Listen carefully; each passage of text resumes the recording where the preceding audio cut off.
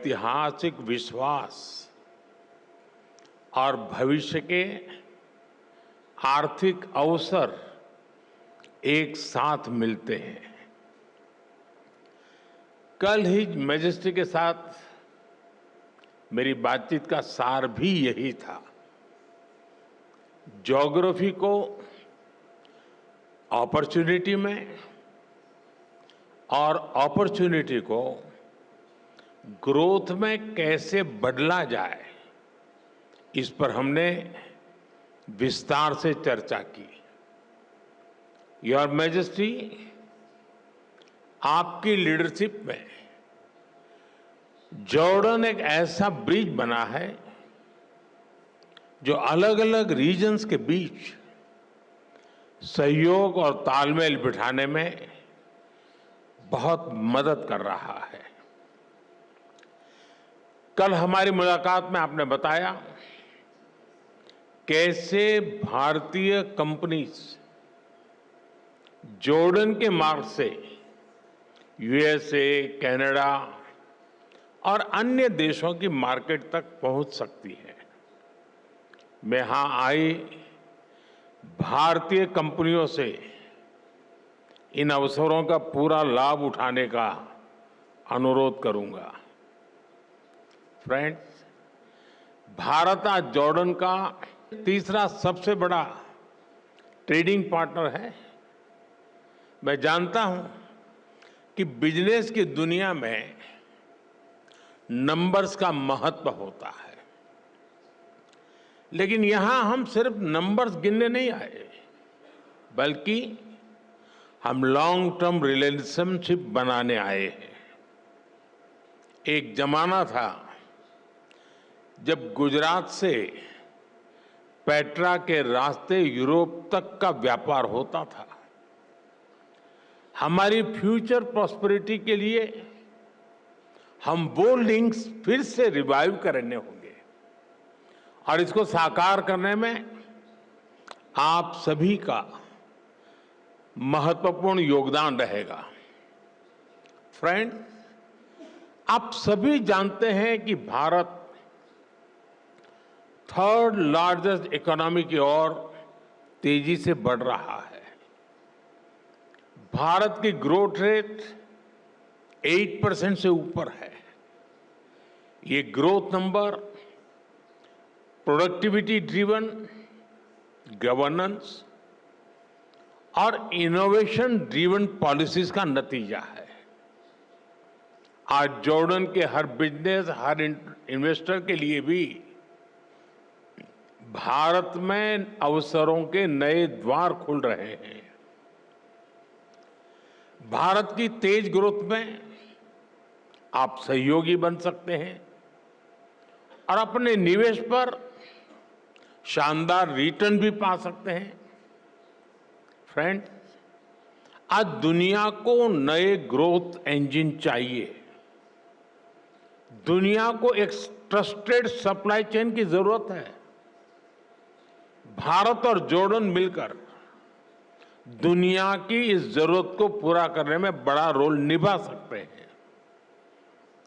मैं आपसी सहयोग के कुछ की सेक्टर्स की चर्चा आपके साथ जरूर करना चाहूंगा। ऐसे सेक्टर जहां विजन, वायबिलिटी और वेलोसिटी ये तीनों मौजूद है। पहला, डिजिटल पब्लिक इंफ्रास्ट्रक्चर और आईटी। इसमें भारत का अनुभव जॉर्डन के बहुत काम आ सकता है।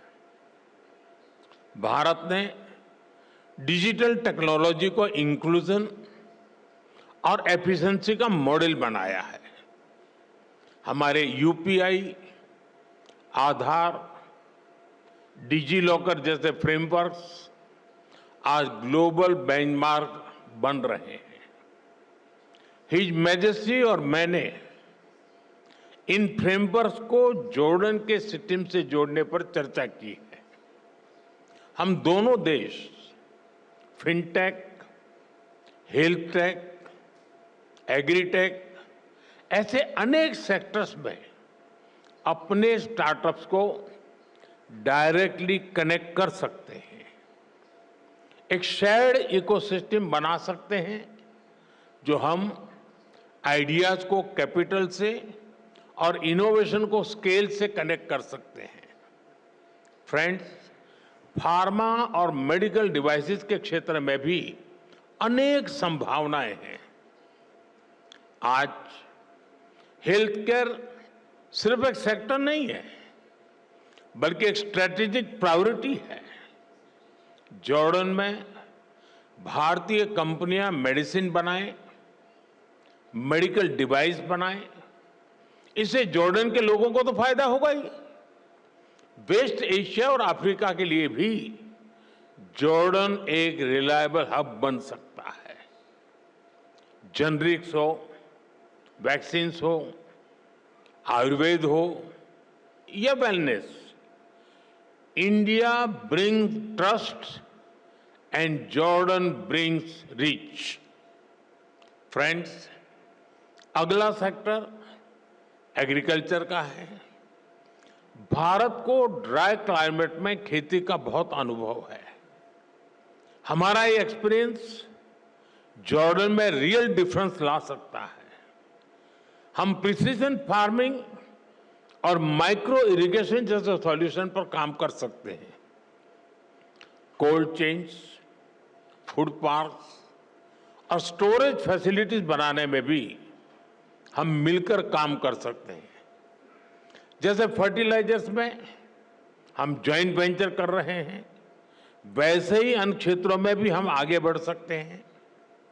फ्रेंड्स, इंफ्रास्ट्रक्चर और कंस्ट्रक्शन तेज ग्रोथ के लिए बहुत जरूरी है। इन क्षेत्रों में हमारा कोलैबोरेशन हमें स्पीड और स्केल दोनों देगा। हिज मैजेस्टी ने जॉर्डन में रेलवे और नेक्स्ट जनरेशन इंफ्रास्ट्रक्चर बनाने का विजन साझा किया है।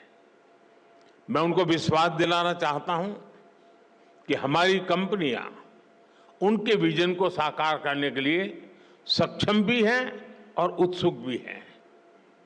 कल हमारी मुलाकात में हिज मैजेस्टी ने सीरिया में इंफ्रास्ट्रक्चर रिकंस्ट्रक्शन की जरूरतों के बारे में भी बताया। भारत और जॉर्डन की कंपनीज इन जरूरतों को पूरा करने पर मिलकर काम कर सकती है। फ्रेंड, आज की दुनिया ग्रीन ग्रोथ के बिना आगे नहीं बढ़ सकती। क्लीन एनर्जी अब केवल विकल्प नहीं है, बल्कि एक नीड बन चुकी है। Solar, wind, green hydrogen, energy storage, इसमें भारत बहुत बड़ी इन्वेस्टर के रूप में काम कर रहा है। जॉर्डन के पास भी बहुत बड़ा पोटेंशियल है जिसे हम अनलॉक कर सकते हैं। ऐसे ही ऑटोमोबाइल और मोबिलिटी का सेक्टर है। भारत आज अफोर्डेबल ईवीज, टू व्हीलर्स और सीएनजी मोबिलिटी सॉल्यूशंस में दुनिया के टॉप देशों में से एक है। इस क्षेत्र में भी हमें ज्यादा से ज्यादा काम मिलकर करना चाहिए। फ्रेंड, भारत और जॉर्डन दोनों देश अपने कल्चर, अपनी हेरिटेज पर बहुत गर्व करते हैं। हेरिटेज और कल्चरल टूरिज्म के लिए भी दोनों देशों में बहुत अधिक स्कोप है। मैं समझता हूं कि दोनों देशों के इन्वेस्टर्स को इस दिशा में आगे बढ़ना चाहिए। भारत में इतनी सारी फिल्म्स बनती है, इन फिल्मों की शूटिंग जॉर्डन में हो या ज्वाइंट फिल्म फेस्टिवल्स हो, इसके लिए भी जरूरी प्रोत्साहन दिए जा सकते हैं। भारत में होने वाली अगली वेव समिट में हम जॉर्डन से एक बड़े डेलीगेशन की अपेक्षा करते हैं। फ्रेंड, ज्योग्राफी जॉर्डन की स्ट्रेंथ है और भारत के पास स्किल भी है और स्केल भी। दोनों की स्ट्रेंथ जब एक साथ आएगी तो इससे दोनों देशों के नौजवानों को नए अवसर मिलेंगे। दोनों देशों की सरकारों को उनका विजन बिल्कुल स्पष्ट है। अब बिजनेस वर्ल्ड के आप सभी साथियों को अपनी इमेजिनेशन, इनोवेशन और एंटरप्रेन्योरशिप से इसको जमीन पर उतारना है। अंत में मैं आपसे फिर कहूंगा, come let us invest together, innovate together and grow together. Your Majesty, एक बार फिर आपका, जॉर्डन सरकार का और इस कार्यक्रम में उपस्थित अन्य सभी महानुभावों का मैं हृदय से आभार व्यक्त करता हूं। शुक्रान, बहुत बहुत धन्यवाद। Thank you, Your Excellency.